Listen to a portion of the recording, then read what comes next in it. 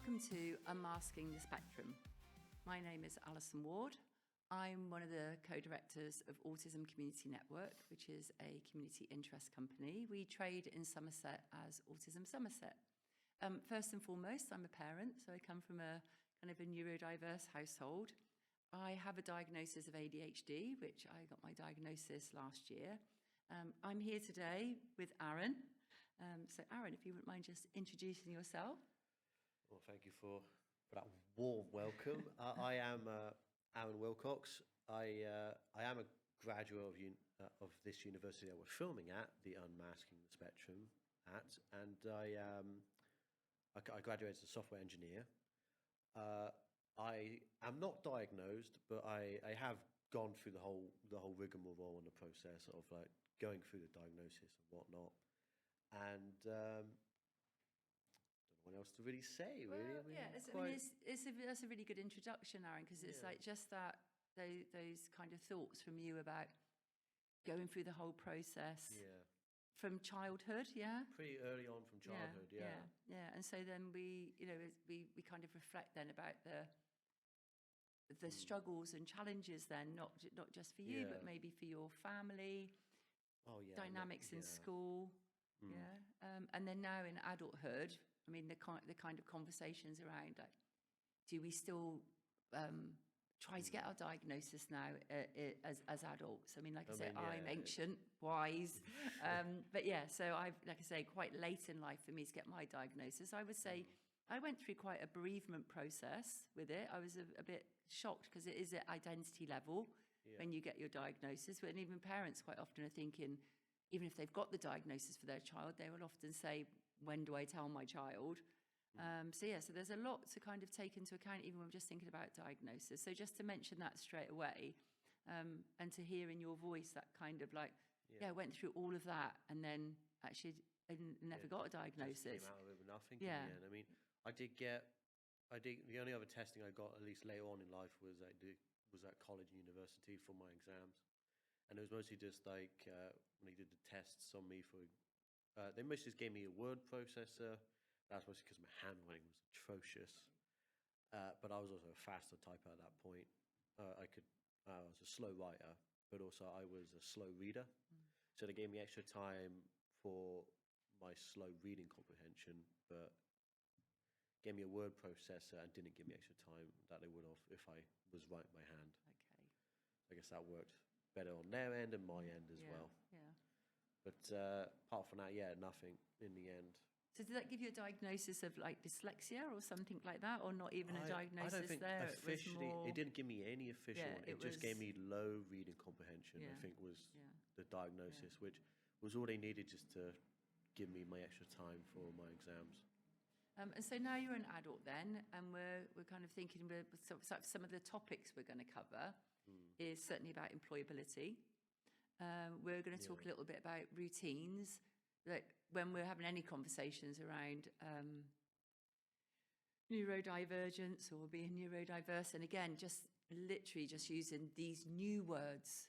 You know, neurodiversity is a new word for us mostly in language, isn't it? We're still trying to work out, is it neurodivergent? Is it neurodiversity? Which is it? It's just like, always change. Yes, always evolve. yeah. So that like Asperger's is Asperger's. Yeah. Asperger's. So they don't use that anymore.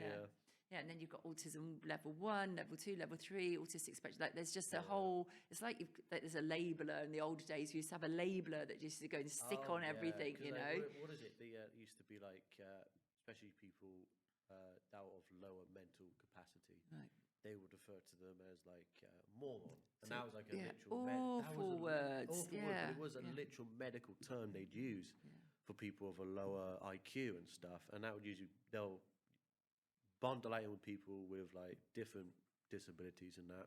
Yeah, so people get bundled together, don't we? So we have learning disability and autism, and then we have people that are standalone autism, and there definitely does seem to be. It might not be just me, but there does seem to be that if you have a learning disability and are autistic, there seems to be more services You know, it seems to be a little bit easier to get some of your education healthcare plans. I mean, it may not be true, but in my perception, people I've met, if you're standalone autism, and now, of course, with ADHD... It's a lot more, I feel like it's a lot more easier, it's a lot more, there's a lot more resources out there, and there's just a lot more... I feel like people are more open to it, more open to it, as it's not as... I don't know what a term It's vague, isn't it? It's because there's so many grey areas where you're... Yeah. Have you got autistic traits, or are you autistic? So it is quite vague, isn't it, sometimes for people? And so and it depends on how you're presenting on those days, because actually we could be masking. We may not realise how important it is to be our authentic selves when we're going for the diagnosis and that process. However, we've learned that we need to mask a lot of the time. So when we're in that space where it would be really helpful to be brutally honest about the struggles and challenges we have, that's the one place where you want to show it. But because we've spent so much of our time masking, acting, you might call it, trying to fit in, trying to say the right thing, then the one times where we need to go, actually, the things that are difficult for me are this. That may also be a bit of a barrier. We've actually written a course called Navigating Neurodiversity, Neurodiverse Me, because we've been delivering the Oliver McGowan training on learning disability and autism, and we employ a lot of experts with lived experience, and a majority of those are autistic people, and they've got their diagnosis later on in life. And what they've shared, and I would certainly say for myself from ADHD, is that once you've got the diagnosis, there's a bit of a, like I say, a bereavement, but it hits you right at identity level. Yeah, because I feel like it's probably like your eyes being opened to like some of this has been happening, that has been happening. That explains why this didn't work out, or that turned out like that, and stuff like that. Yeah, it opens you up, really. It makes you realise, like, kind of feel, I don't want to say fills a void, but it makes the void more obvious, I guess, in that sense. Gives us an explanation. Yeah, gives you an explanation. And also sometimes, like, for our responses, and, you know, kind of the way we kind of have conversations about this now with our team is we often talk about, you know, accepting the things we can change. And understanding that there are some things that we can't change, and trying to find the wisdom to know which is which, and to find the words to help other people help us with both of those things, because sometimes people are trying to help us, but we haven't thought it through. We haven't worked it out yet. So people are looking for answers for us. We haven't got the answers. So we need support to find the answers. So I totally understand that, this whole diagnosis, should be diagnosed, should I not get a diagnosis? Should I? It's still up for debate, up for conversation, and very individual. Very much for the person. It depends on the person, because I was always quite against it myself, honestly. I've always been, again, that could be blamed for the fact I always had the tests when I was at a very young age, and I never enjoyed it. I mean, what kid enjoys that? And because of that, once it came to a point I didn't get any diagnosis, and then I was like, well, I've gone through it, I don't want to go through that stuff again. I don't want to go through the stress of it and that sort of stuff. But then as I've grown older, I'd be like, I could have done with some of these resources to possibly help me get through. And of course I did in the end, like through my college and uni, at least got some testing to at least help me get to the final finish line, you know, for my course. And I don't know, I'm moving too much. No, that's okay. It's all good. We need to move. We need to move. I mean, I think this is the reality of who we are as human beings. We can't all just sit still. It's hard to sit still. I know, like I say, usually I would have fidgets, a fidget in my pocket or something here, or I'd be, the worst one is the pen clickers. I'm not going to lie, the pen clickers in there, they're the ones, aren't they? I remember during my school days getting complaints about my pen clicking. And I get about moving about because I've done a few presentations and stuff, part of my course, whatever. Everyone has to do it. And I had a habit of, I could never sit. I had to be standing and moving around. I could never do sitting down for it. And I always remember, like, the techniques, move your hands, communicate with your hands more, which I rarely do in normal day-to-day, but it just helps. So what you're talking about there is Virginia Satir.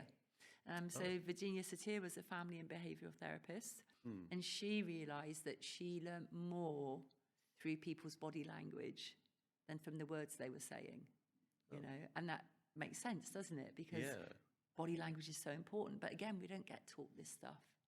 We don't understand these things. We don't get to learn the strategies about what's our body doing, particularly when it comes to neurodiversity and anxiety. So yeah, it does make sense that we want to see people's hands, don't we? Because of the body's innate response to fear. It's like, what are you doing? You know, so yeah, we definitely want to see people's hands as human beings. So within that then, we've touched a little bit then, so you've been to uni. And then when it comes to employability then, what do you think now, where you're a person that's like, should I get a diagnosis? Should I not get diagnosis? I know there's something. So from an employability perspective, where are your strengths and struggles then in life at the moment? Employability perspective, Why am I I'm not messing up words, but I feel like I am. It's okay. We're human. That's what we do. It doesn't have to be perfect, does it? I mean, that's a great thing. Yeah. Employability. When it comes to employability, I feel like certain aspects, I feel like maybe it'd be easier if I do get some sort of diagnosis for it. But also, it's like, I know some workplaces will hire you because of the disability, because usually you'll get like some sort of government tax break and stuff like that with it, and that kind of feels like then you're being used. But then I know think about that. That's I know it can be useful because I remember where I worked at before. We had like there's certain people that get hired mostly because you'll get like the government will cover their cost and stuff like that, and from like an employer's point of view, I'm going to hire this differently abled person or like neurodivergent person or something like that because the UK government will cover the cost of paying for them, and I get basically free labour from my point of view almost. Okay, so maybe you were thinking about maybe internships or apprenticeships, maybe. Or not? Yeah, sorry, I went those kind of things. That's but more, yeah, that's okay. That's more on the level of physical sort of manual labour sort of work, because I remember doing stuff. I've worked in like factories and stuff, and a lot. You see a couple of people like that, and you're just like, how on earth did they get this job? This doesn't feel right for them. I would have thought maybe something else like that. But it's like, well, it makes sense. That was why it was like an internship or an apprenticeship or something. Yeah. And there definitely is a drive, I would say, at the moment around giving people jobs that are purposeful. So as an organisation, like I say, we employ a lot of experts with lived experience. We recruit experts. We actively are recruiting people that have learning disabilities and are autistic. But there's a lot of things that we need to do that. Yeah. So to be like disability confident employers, we create like easy read job descriptions. We do easy read job application forms. We do easy read new starter forms. Easy read employees handbook. We will help and support people to get access to work, so that all of the things, particularly for myself, being someone with ADHD, I personally find time and numbers on top of having ADHD really difficult to manage.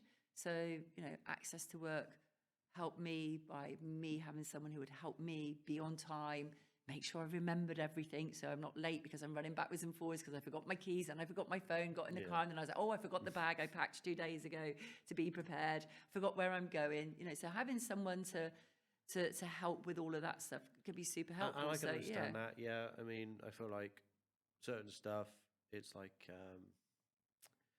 how to describe it? I mean, when it comes to me in jobs, I'm still always nervous with it. Yeah. I still go to the interview. I always feel like I do well interview-wise. But going through the process of signing up and all that, it's just, it's nerve-wracking. Yeah. Always is for everyone, I assume. Well, I mean, yeah, definitely. Yeah, I think it's quite a general thing, isn't it? Because you're putting yourself out there. Yeah, of course. Yeah. And of course, like you said, it could definitely help having it at least laid out better, so you don't have to constantly ask yourself too many questions. But I feel like you said, a lot of time you'll ask those questions yourself at the interview for clarification. A lot of the time. That's interesting. Can I just explore that a little bit more then? Because there is something around, certainly if you're sent the questions first, because we're not actually trying to catch people out, right, as an employer. Send the questions first, because people don't always think about what they think, but they aren't really thinking about I'm asking this question because the answer I'm looking for is this. Yeah. Or maybe they do, but from a neurodivergent perspective or neurodivergence personal perspective, then I might have to ask someone else, like, what do they mean by that? Or why do they want to know where I'll be in 5 years' time? Because I don't know where I'll be in 5 years' time, but does that going to make me look like unprepared? I feel like, what does that question even mean? I feel like when you have to ask clarity to the actual interviewer, that kind of helps at least bring you more, feels like it gets more connection with them. So if you say like, you mentioned this on your job application, did you mean this? Did you mean that? Is this going to be so-and-so? I feel like that at least, don't want to say it pads out the time of the interview as well, I guess, kind of. But I guess it feels more connected, like you're paying attention to them a bit more. And it also means that actually sometimes then it pushes it back to employers to say, can you really think about the questions you're asking? Like, do you have to ask so many? Can you really think about the ones you're asking?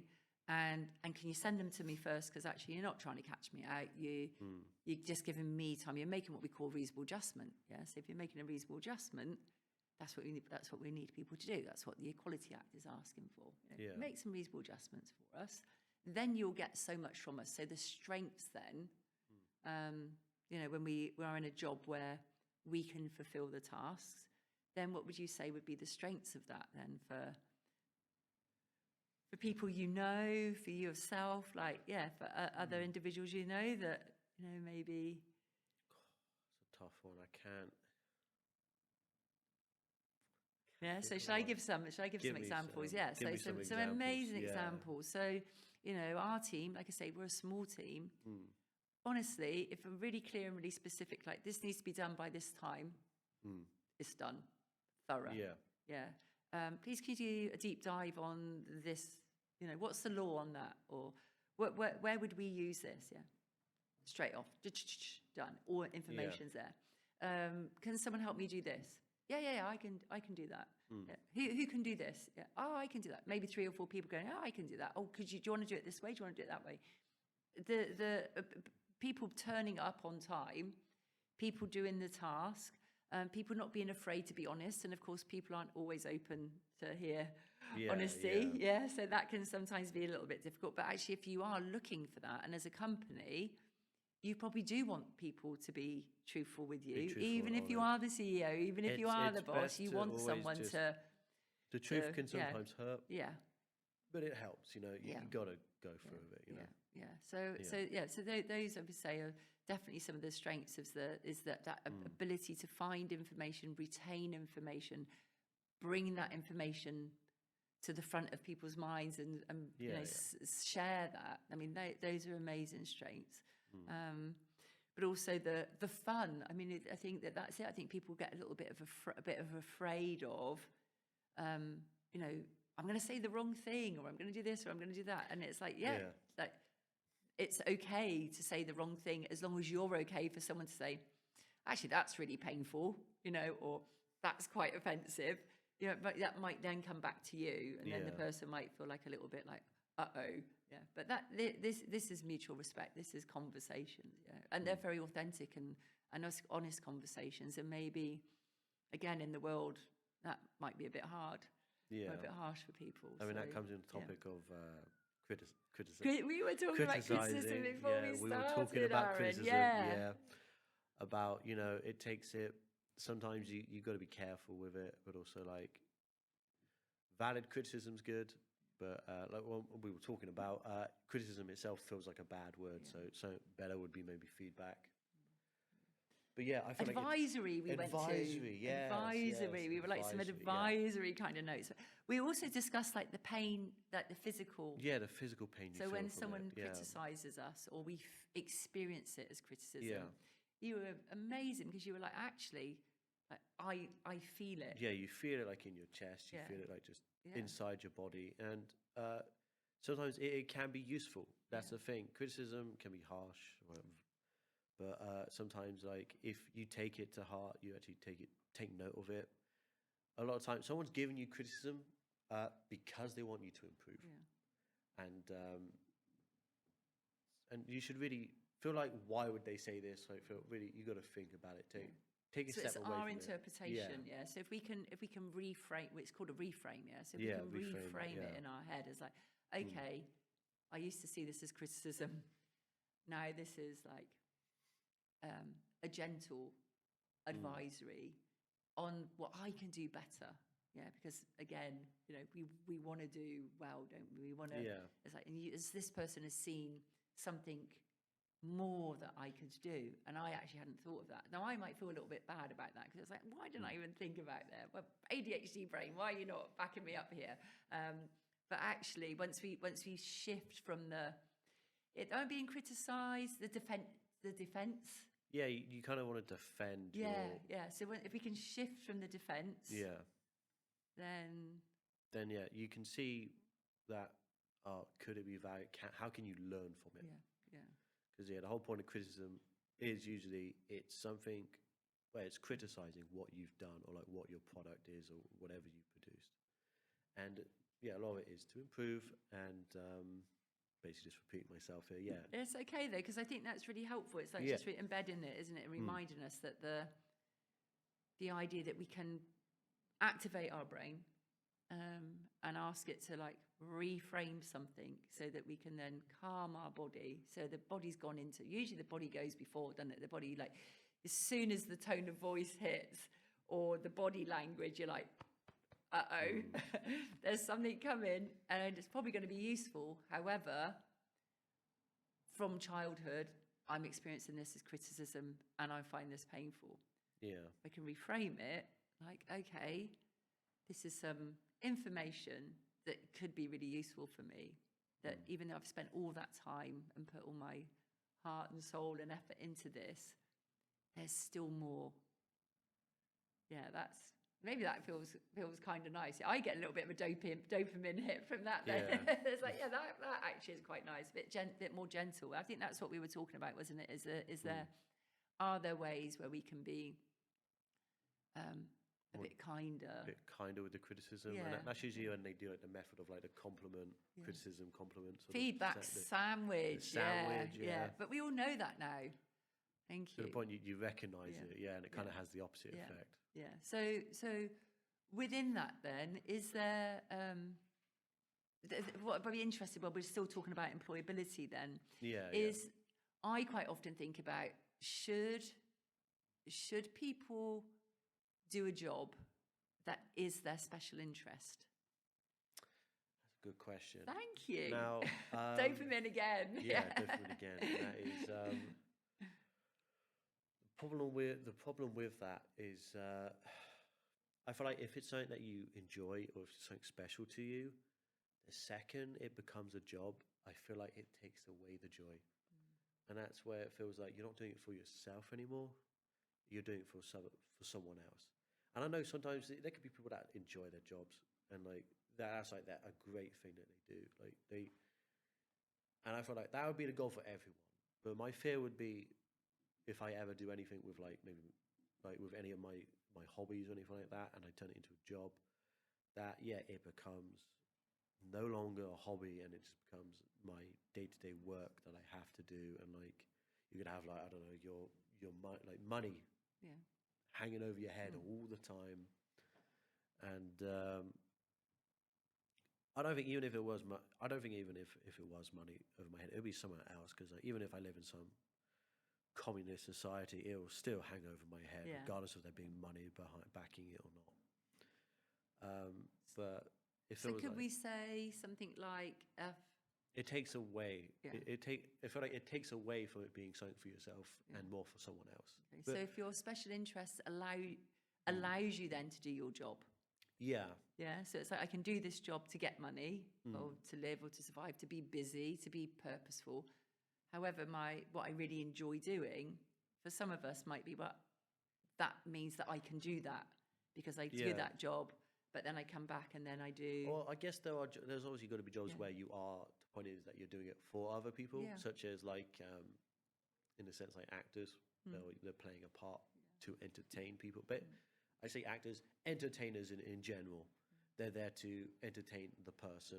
They're doing it for for people, and I guess they get their dopamine hit of entertaining people, like, and the positive feedback of that. Where was my point going? It's the why. You've gone to the why. Why do people do what they do? Why do people do what they do? Why do people choose the job they do? Why do people do what they do? So that's where you'd gone to, as it was the why. So yeah, it's interesting, isn't it? That the why, the motivation. Then I should change the wording in the fact that I guess there can be stuff that you can do for yourself, and then there's stuff you can do for other people, and I feel like the two things should never really cross a lot of the time. So let's say you got like an actor, but he likes to do painting in his free time. He doesn't really. I mean, there's some famous cases of such as like, what is it like? Who was it from the Beatles who tried to sell his MS Paint stuff recently? I don't know. Yeah, this is new information for me. So yeah. Oh man, Ringo Starr. He did his when he was on tour with the Beatles. He did when he was waiting in the hotel room. He had like a laptop, and he would just draw stuff in Microsoft Paint, and he sold them for like millions. Wow. Like, and I just. That's a terrible example, but it just came to mind. It kind of makes sense. It came to mind of like, what you're saying. It's separate. It really shouldn't cross over. Because even though he did that, he got ridiculed. Right. People really really made fun of him for that. I mean, just. So then there could be a bit of a fear with that then, couldn't there? Then there's a fear. That could be the thing. It's like, because of that, he's never done it again. That's a good point. He's never sold any more art again. I mean, maybe fact check me on that if he has actually. If he has done anything after that, I don't know, maybe he has started doing apologies, it. Ringo Starr. Like, we loved your art. Sorry, Ringo. I mean, you're great. We think you were great. You're a great musician. Loved you in the Beatles. But I mean, where would we be without the Beatles? I mean, we can't do a whole session on music. What's the phrase? No. They were bigger than Jesus. That was wow. Okay, that was what definitely can't do a whole podcast on that either. So philosophy, music, politics, none of the above for us. I mean, that's what I think. That's what the Rolling Stone famously referred to them as. They were bigger than Jesus. I think that's what they said. Oh. Okay, they were bigging themselves up. They were going for a big dopamine hit right there. Yeah. Okay. So that's really interesting. So how do we spend our time? It's interesting. I was talking with on the way back from Stockport yesterday. The way our team works is that we travel around the country quite a lot, delivering the Olive McGowan mandatory training, and so we're quite often in a car together for a long time, a bit like a band. You know, they're all on the tour bus touring. We do our own little mini tour to places to pitch up and deliver. And we were talking about the value of time. Time is probably the most valuable thing we got. Isn't it? We spend so much time thinking about money and being successful, but actually time. I'll say it's one of the first things that once you get people that are like very wealthy, that's the first thing that they do is buy time back. Right. Such as because I've worked at like a private school, and when it comes to like if it's like a 3-day weekend or something, or it's like an early day, something like a half day, they're sent a helicopter. Some of them were sent a helicopter in to pick up their kids. Yeah. You got money, you want your kids there with you the second they're free, and of course. So they're sending a helicopter over, and it will send them all the way up to Manchester. Wow. Which, how long's a drive from, like? I can tell you because I drove there. Yeah, I drove back from there yesterday, so I can tell you 3.5 hours like it took me. 3.5 hours, or 20-minute helicopter ride. Yeah, wow, yeah. I mean, you got the money for it, and that sort of thing. So you will buy money. Yeah. So people.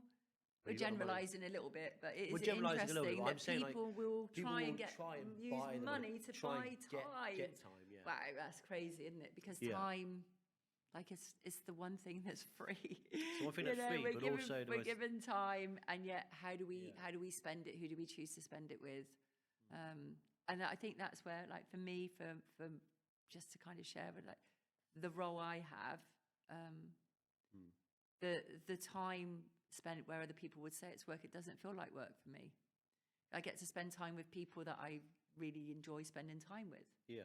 I get to talk about things I really enjoy talking about, special interest then. So like other human beings. I love to chat about myself. I'm not going to lie, like we do. We like to share about who we are and what we do. So actually, for me, it doesn't feel like the money just comes because So we're doing what we.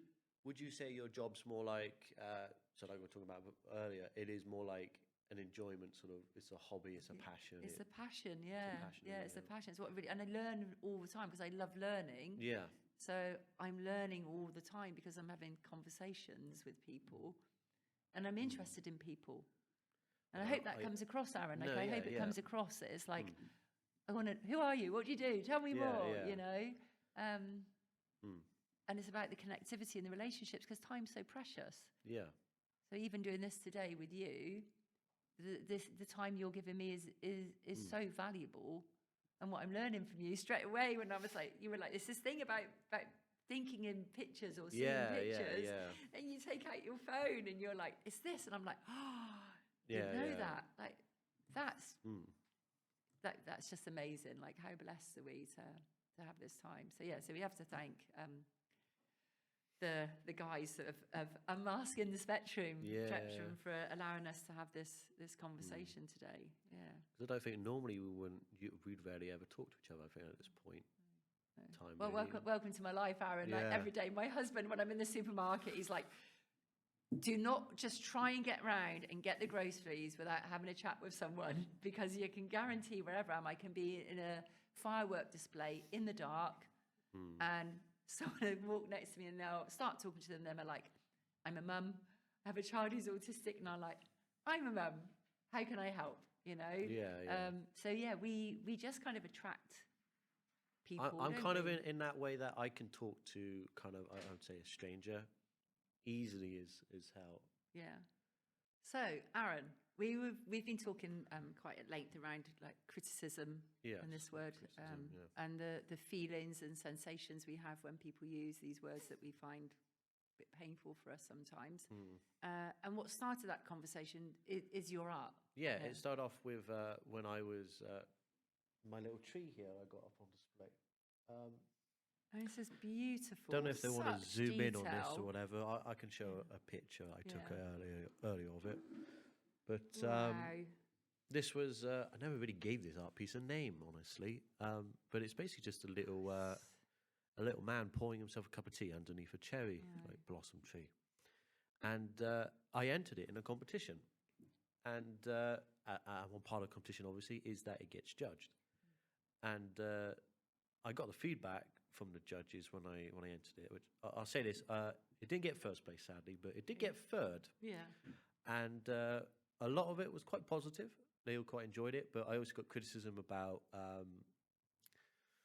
the composition of was a little bit off, but also just the color the foliage didn't seem right, which I can agree. I had, when I got that, obviously at the time I was like, they didn't like my work, but it's like, no, they gave tons of positives about my work. But they were giving me criticism, and it was criticism that was valid. It was useful feedback, and it was like, well, I could have done this, I could have done that. The main criticism I took from it was the foliage on the tree itself. It didn't really fit very well, and I can get that. I mean, I could have maybe done like a nice wash with it, try and blend it in a bit more. The colors, it looks a bit too bright compared to the rest of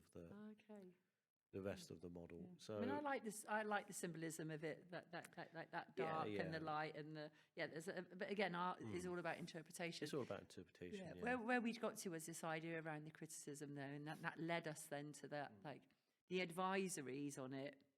You could take on board, and then they didn't feel so painful. It didn't feel so. There is something about being able to reframe things sometimes when we activate our brain to recognize the emotions and the sensations in our body, that we can flip it around so it's useful to us.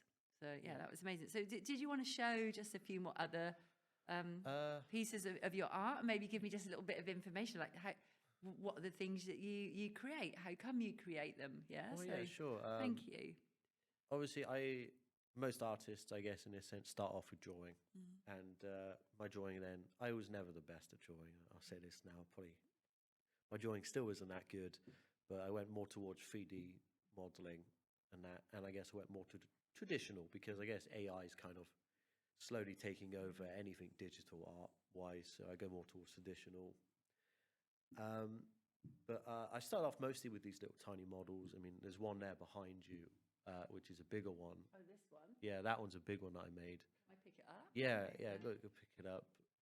This one I haven't, only literally just finished it last night. Wow. But This is amazing. The detail is that incredible, one and the took texture. longer. Yeah, that one took a bit longer. There's probably some odd loose bits on it that fall off. Don't Okay, worry about steady, that because yeah, it only okay. literally just got Yeah. done last night. And that one is like, that one's kind of special to me because I made it when I it kind of got left alone. I didn't finish it. Okay. It was one of my unfinished projects, and had death of a close family friend whilst I was starting it, Yeah, I'm sorry to hear that. and kind of like it kind of feels like a nice sort of grief, kind of like overcoming the grief by finishing it in that sense. Oh, so some closure. Yeah, so a bit of nice. closure to it. Yeah, Really, it was a project that because I made it in front of him, and then he passed, and I was like, I can't bring myself to finish it. Yeah.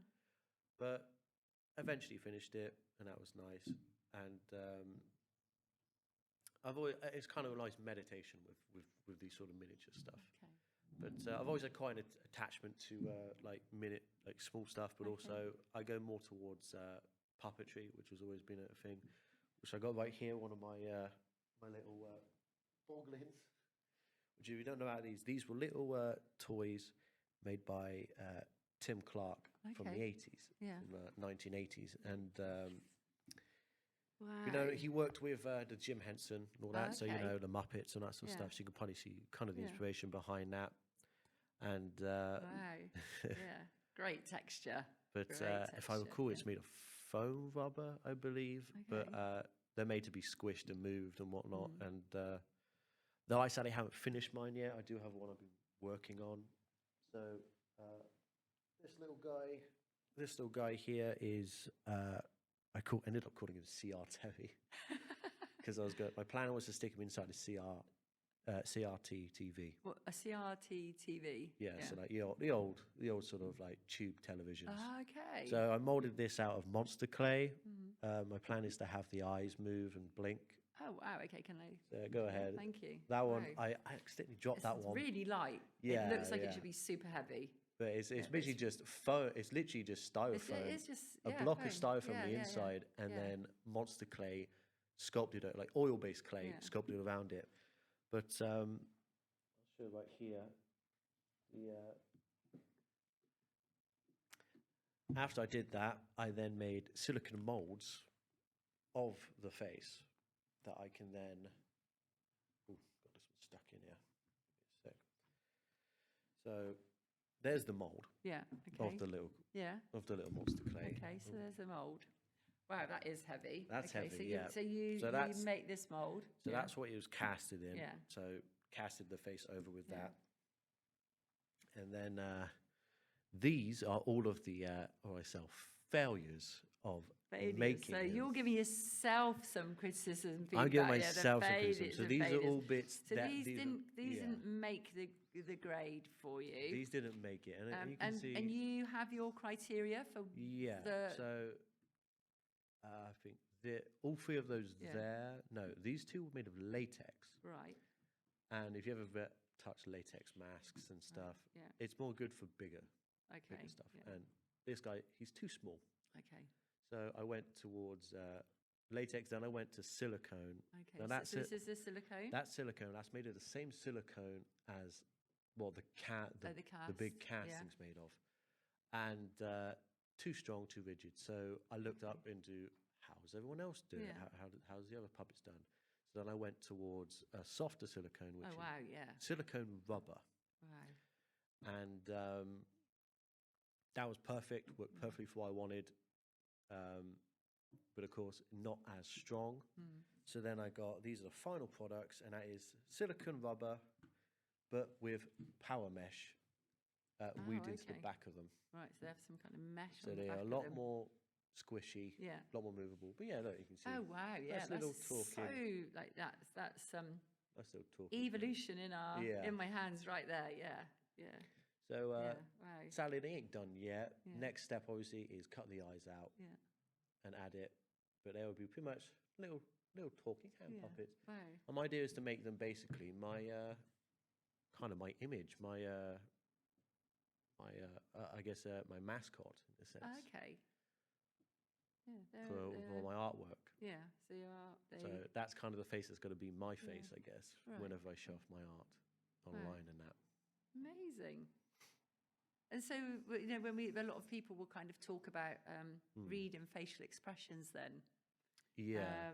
So and I mean, of course, this would be a wonderful way of helping children. Perhaps like a whole load of these made with lots the variety and the range of expressions. So it'd be super interesting, wouldn't it, to see whether something could expand into that. So for you then, reading people's facial expressions, what are your thoughts on that? How's that been for you? Yeah. Sometimes I've been a bit lacking when it comes to reading people's expressions. And same for people, to me, honestly. I had quite a bad habit of talking quite a monotone, kind of a deadpan expression a lot of the time. So a lot of people took me too seriously, I feel like, when it comes to when I talked. Okay. To the point I'll say something, it's like, are you being for real? And I'll be like, no, I'm joking. Yeah. But I still wouldn't laugh, wouldn't do anything like that. And I just, when I was back in my day when I wasn't the most communicative, expressive sort of person. Yeah, but I think I'm a lot more expressive now. Yeah. I mean, we haven't spent much time together, but one of the first things I said to you was like, you have a very good sense of humour, but I think that is it. Like you're right. It is the sometimes you don't always hear the people's different pitches. So then we don't replicate it. So it's almost like we have to become consciously aware of, actually people prioritize certain words, or there's a certain voice tonality that seems to work better with people. Of course, perhaps for other people, they don't have to focus on that stuff. They don't have to be consciously aware of it. Whereas perhaps some of us guys, we need to be more, we learn that stuff. Like we maybe miss it in the playground. I certainly would have missed all of those things in the playground. I would have been super distracted by other things in my life. But yeah, some of those very soft skills, the things that quite often employers are looking for then on top of, am I likable? Will I be a team player? Will I be open to feedback? Feedback, yes. Criticism might be a little bit difficult. So those kind of things. So just bringing us all the way back to kind of the conversations we have about employment. One of the things around that is that the Department of Work and Pensions do have, and we touched on access to work already, but what they also have is a health adjustment passport. And a health adjustment passport is a way for us to reflect the things that would be helpful for us in a workplace. And that is probably conversations, again, that we don't have with people. We don't, we're so focused on trying to get the job that we don't actually realise, well, actually, I have some choices here. And for me to be able to be successful at this, if I can fill out a health adjustment passport, that will give me a chance to reflect on what I will need and give the employer some opportunities to think about what reasonable adjustments they can make. And I've got it all written here, and I've taken some time to prepare, but to know myself. And much of what we've spoken about really is about us knowing ourselves, isn't it? And being open to learning about other people. But it does take us time to reflect, which then links us back into us talking about getting the diagnosis then, and whether we should or shouldn't, and what systems are in place to help us within that. So yeah, it's really sort of interesting stuff. So just to kind of mention that from our perspective at Autism Community Network, CIC, or if you go to our Autism Somerset website, we do have a free course on there for employers to find out about what reasonable adjustments they can offer. I think this is one of the things with us, is that sometimes someone might ask us, like, if they know about reasonable adjustments, what reasonable adjustments can I make for you? And again, we get that brain-body thing where it's like, I don't know. Why are you asking me? I'm very anxious now. You know. Whereas health adjustment passport, I've already had time. Like, actually, here you go. Read my health adjustment passport. It will tell you. But what we really want is people to be offering rather than us having to request, perhaps. So that could be something that makes a difference. We've talked like lots of different things in our conversation. Just a little bit then around kind of, and it does link with employment, it's kind of friendships and relationships and things. So for you then, as an individual navigating this ever-changing world then of neurodiversity, friendships and things like that for you, relationships, like. I feel like don't talk enough to my friends. That's more of a thing I feel like I struggle. I struggle keeping up friendships in my case. But as you get older, you kind of drift away from people, I guess in that sense. But sometimes I feel like I don't talk to people enough, really. But in that sense, I feel like people, it's not a fear of like people not liking to talk to me. It's more just, I don't know, I feel like I can't be bothered or I don't have the effort to continue it. So it links us to that time thing again. Yeah, it's again, so it's time like, thing. Do I take the time? I guess it's more the sense I feel like I might bother them. Okay. I feel like I'm taking their time away, but I'm sure they'll be happy to talk to me. It's just always, I can never do the first step. Okay, so it's initiating that first step, as in maybe picking up the phone or sending an email. And also I think that, again, sometimes because we are in a world that's pretty fast, and because we worry about taking up other people's time, we may always feel like we have to have a reason. Yeah. Yeah, so it's like, I can contact you about work, or I can contact you about a specific thing. That's a perfect summary of my problem. I feel like I have to have a reason. Yeah. It can't just be because I just want to chat. Yeah, yeah. So, and that could be like the script is missing. Yeah. So it's like, and I think that's the other thing. It's like we don't get taught the scripts. We don't get taught that soft stuff. Perhaps maybe that's what's missing sometimes for us.